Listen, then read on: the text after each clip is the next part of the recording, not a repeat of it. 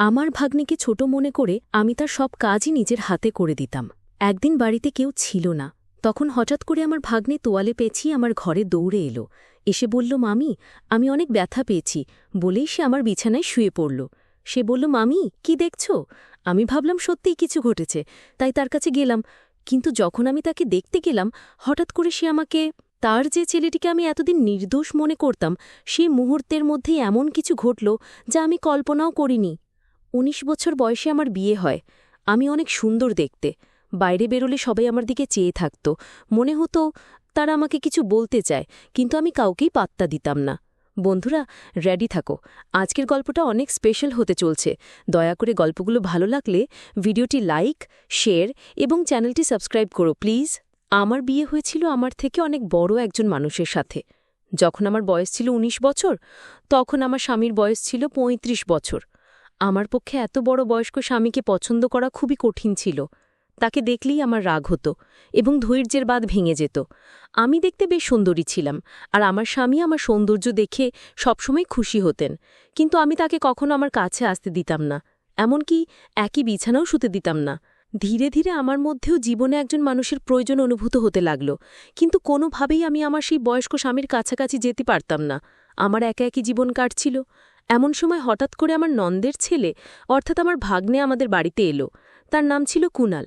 আমি কুনালকে প্রথমবারের মতো দেখছিলাম, কারণ সে আমাদের বিয়েতেও আসতে পারেনি। সেই সময় সে হোস্টেলে ছিল এবং তার পরীক্ষা চলছিল।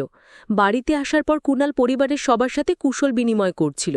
তারপর সে আমাকে আলিঙ্গন করল, যা দেখে আমার স্বামী একটু বিরক্ত হয়ে উঠল। পরিস্থিতি স্বাভাবিক করতে আমি কুনালকে জিজ্ঞাসা করলাম, কুনাল, হঠাৎ করে বাড়িতে আসার সুযোগ কিভাবে পেলি? এই প্রশ্ন করার পরেই আমার শাশুড়িমা রেগে গিয়ে বললেন, তুমি কি জানতে চাও আর আমার মেয়ের ছেলে এখানে আসতে পারবে না? আমি বিনয়ের সাথে বললাম, না মা, আমার ওভাবে বলার মানে ছিল না।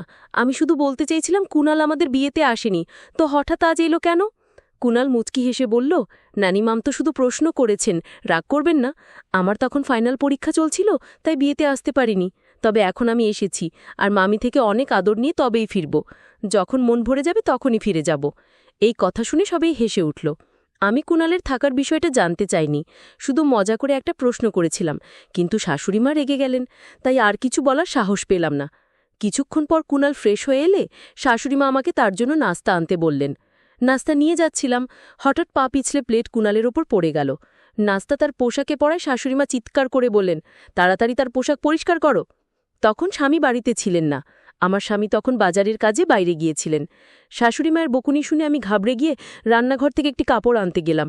কাপড় পরিষ্কার করার আগে আবার জিজ্ঞাসা করলাম, মা, সত্যিই কি আমাকে কুনালের জামা পরিষ্কার করতে হবে? উত্তরে শাশুড়িমা রেগে বললেন, আর কি করবে, ভুলটা তুমি করেছ, তাই তোমাকেই ঠিক করতে হবে।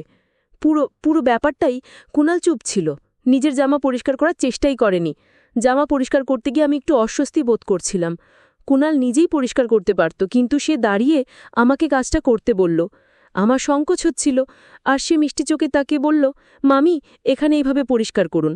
ধীরে ধীরে নির্দেশনা দিল কিভাবে করতে হবে। ঠিক তখনই আমার স্বামী ফিরে এলেন এবং আমাকে এই কাজ করতে দেখে রেগে বললেন, তুমি এটা কেন করছো? তখন তাকে আমি সব খুলে বললাম, আমি ইচ্ছে করে এটা করছি না, শাশুড়ি মায়ের নির্দেশেই করছি। আমার স্বামীর নাম রাজু। তিনি শাশুড়ি মায়ের দিকে তাকিয়ে বললেন, মা, কুনাল এখন নিজেই শের, আর ছোট্ট নেই যে আমার স্ত্রীর সাথে এভাবে কাজ করানো হবে। যা হয়েছে তা ছিল একটা দুর্ঘটনা। ভবিষ্যতে এমন কোনো কাজ করার চেষ্টা করো না যা একজন পুরুষের কাজ। এই বলে রাজু আমার হাত থেকে কাপড়টা সরিয়ে নিয়ে চলে গেলেন। তিনি যে বাজারে জিনিসপত্র নিয়ে এসেছিলেন তা পাশে রেখেই বেরিয়ে গেলেন। এরপর আমি সেই জিনিসপত্র নিয়ে রান্নাঘরে চলে গেলাম। কুনাল আমার পিছু পিছু এলো। নল থেকে হাত ধোয়ার সময় সে আস্তে আস্তে কিছু বলছিল, যেন তার মনের মধ্যে কিছু ভারী কষ্ট জমে আছে। আমি শুনলাম সে বলছিল, এখান থেকে চলে যাব। আমি অবাক হয়ে বললাম, কুনাল, তুমি তো মাত্র কয়েক ঘন্টা আগে এখানে এসেছ, এত তাড়াতাড়ি চলে যাওয়ার কথা ভাবছো কেন? তখন কুনাল বলল, আমি তো বাইরের মানুষ, তাই হয়তো এখানে থাকার কোনো মানেই নেই।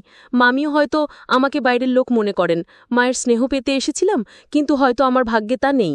এই কথা বলে সে চলে যেতে চাইল। আমি তখন হঠাৎ করেই তার হাত ধরে ফেললাম। হাতটা একটু জোরে টেনে ফেলায় সে আমার একেবারে কাছে চলে এলো। তখন আমি দ্রুত তাকে সরিয়ে দিয়ে বললাম, দুঃখিত, আমি ভুল করে ফেলেছি। কুনাল, আমি ভুল করে তোমাকে টেনে এনেছিলাম। বলার পর আমি তাকে বোঝানোর চেষ্টা করলাম, কুনাল, রাজুর কথাগুলোকে মন থেকে নিও না। আসলে আমি আমার স্বামীকে তেমন গুরুত্ব দিই না। সে শুধুমাত্র সম্পত্তির জন্য আমার পেছনে ঘুরে বেড়ায়। তোমার পোশাকে কিছু পরলেও আমি পরিষ্কার করতাম, যেমনটা তোমার জামাকাপড় পরিষ্কার করেছি। যদি সত্যি আমার কাছ থেকে আদর স্নেহে পেতে চাও তবে এখানেই থাকো, না হলে রাজুর কথাগুলো মনে রেখে চলে যেতে পারো। এরপর বললাম, দেখো কি করবে। আমার কথা শুনে কুণাল বলল, মামি, সত্যি বলতে আপনার কথাগুলো শুনে আমার সব রাগ গলে গেল। এখন শুধুমাত্র আপনার জন্যই এখানে থাকব। আপনি যদি বলেন তবে এখন থেকে আমি আপনারই, বলেই সে আমাকে আলিঙ্গন করল। কুণালের এমন ছোট ছোট কথাগুলো আমার মনে প্রভাব ফেলছিল। চোখের পলকেই 5 দিন কেটে গেল। এই কদিনে কুণাল বাড়ির একজন সদস্য হয়ে উঠেছিল। প্রতিদিন সকালে আমার স্বামী তাকে দোকানে নিয়ে যেতেন। রাজুর একটি ছোট দোকান ছিল, আর কুণালকে একঘেয়েমি থেকে বাঁচাতে তাকে সঙ্গ নিতেন। কুণাল আসার পর বাড়ির কাজের চাপ বেড়ে গেল। শাশুড়িমা সারাদিন মন্দিরে থাকায় বাড়ির কাজে সহায়তা করতেন না, আর স্বামীর আয়ও কম ছিল, তাই কাজের লোক রাখা সম্ভব ছিল না।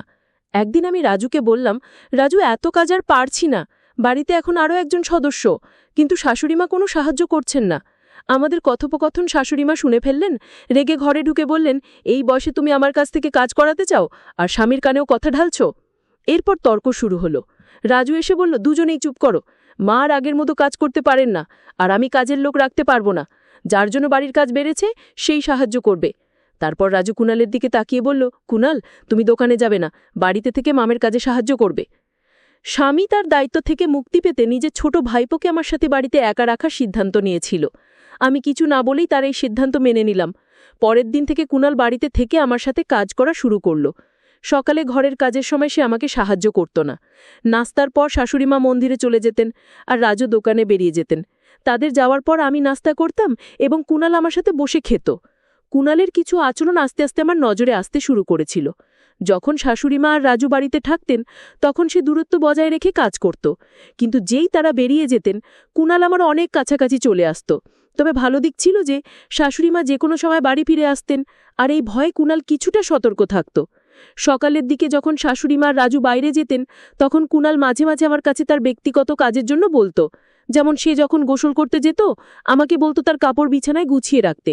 তার সাহস এতটাই বেড়ে গিয়েছিল যে একদিন সে আমাকে বলল, মামি, আজ তুমি শাড়ি পরে এসো, শাড়িতে তোমাকে অনেক সুন্দর লাগে।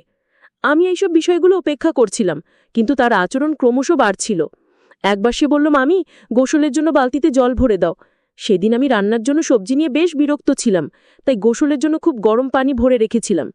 কিছুক্ষণ পরে কুণাল বাথরুম থেকে দৌড়ে আমার ঘরে চলে এলো। তার গায়ে শুধু একটি তোয়ালে জড়ানো ছিল। সে ঘরে ঢুকে বলল, মামি, আমাকে পুড়ে যাওয়া মলম লাগিয়ে দাও, খুব গরম লেগে গেছে। আমি তখন বুঝতে পারলাম আমি রাগের মাথায় অত্যধিক গরম পানি দিয়েছিলাম, আর সে হয়তো পানি পরীক্ষাও না করেই গোসল শুরু করেছিল। কুণাল আমার দিকে এসে বলল, মামি, খুব জ্বালা করছে, কোনো ক্রিম বা কিছু আছে কি, একটু একটু লাগিয়ে দাও। সে তার পা দেখালো, যেখানে সে বলছিল পুড়ে গেছে। আমি একটু নার্ভাস হয়ে গেলাম এবং বললাম, আমার ভুল হয়েছে, রাগের মাথায় এমনটা করিনি। আমি কুণালকে বললাম, আমার উচিত ছিল না এত গরম পানি সেখানে রাখা, কিন্তু তুমিও তো আগে দেখে নিতে পারতে পানিটা কতটা গরম। কুণাল হেসে বলল, এসব বাদ দাও, আগে আমার পায়ের দিকে তো দেখো। আমি তখন লজ্জা আর অস্বস্তিতে আস্তে আস্তে তার পায়ের তোয়ালেটা সরাতে লাগলাম। দেখি তার হাঁটুর ওপরে কিছুটা জ্বলে গেছে। একজন তরুণ ছেলেকে এভাবে স্পর্শ করতে গিয়ে আমি একটু অস্বস্তিতে পড়ে গেলাম। তোয়ালেটা সরানোর আগে একবার কুণালের দিকে তাকালাম। তার চোখে চাহনি দেখে আমি একটু দূরে সরে গেলাম। তারপর বললাম, তুমি মিথ্যে অভিনয় করছো, তাই না? কুণাল বলল, মামি, আমি জানতে চাইছিলাম তুমি রাগ থেকে এটা করেছো নাকি আমার জন্য চিন্তিত ছিলে। আমি তো শুধু তোমার সাথে একটু মজা করছিলাম। তার কথায় আমি রেগে গেলাম। হঠাৎ সে আমার হাত ধরে তার দিকে টেনে নিয়ে আর চোখে চোখ রেখে বলল, মামি, আমি তোমার কাছে কেমন? তার প্রশ্নটা অদ্ভুত লাগলো। আমি বললাম, কুণাল, এটা তুমি কি করছো? আমি তোমার মামি, এটা ভুলে যেও না। আমার হাত ছেড়ে দাও, না হলে আমি তোমার মামার কাছে অভিযোগ করব। কুণালের প্রতিক্রিয়া ছিল, মামা আমাকে এখান থেকে বের করতে পারবেন না। তার এই কথায় আমি আরও অবাক হয়ে গেলাম। এরপর সে আমাকে আরও কাছে টেনে নিল, এতটাই কাছে যে আমি নিজের সবের সাথেও এতটা ঘনিষ্ঠতা অনুভব কখনো করিনি। কুণালীর এমন আচরণে আমি একটু দুর্বল হয়ে পড়ছিলাম। ঠিক তখনই বাইরে থেকে শাশুড়িমা জোরে ডাকলেন, বৌমা। সেই মুহূর্তে শাশুড়িমায়ের কণ্ঠ আমার কাছে আশীর্বাদের মতো শোনালো, কারণ তার ডাকে আমি কুণালের হাত থেকে রেহাই পেলাম। শাশুড়িমা আসার পর কুণাল আমাকে ছেড়ে কিছুটা দূরে সরে গেল। রাতে আমি মনে মনে সিদ্ধান্ত নিয়েছিলাম যে এই বিষয়ে আমার স্বামী রাজুর সঙ্গে কথা বলবো। শোয়ার আগে রাজু হঠাৎ বলল, তোমার তো এখন কাজের চাপ কিছুটা কমে গেছে, তাই না? কুণাল তো তোমাকে সহায়তা করছে, তাই তো? আমি কিছু বলার আগেই কুণাল আমাদের ঘরে এসে ঢুকলো এবং হাসতে হাসতে বলল, মামা, তুমি কেন ছোটদের মতো দুধ খাচ্ছ? আমি মজা করে উত্তর দিলাম, তোমার মামার শরীরে ক্যালসিয়ামের ঘাটতি আছে, তাই দুধ পান করেন। এতে কোনো সমস্যা আছে? এটা আমাদের ব্যক্তিগত বিষয়, তোমার এখানে থাকা জরুরি নয়। এরপর কুণালকে বাইরে যেতে বললাম।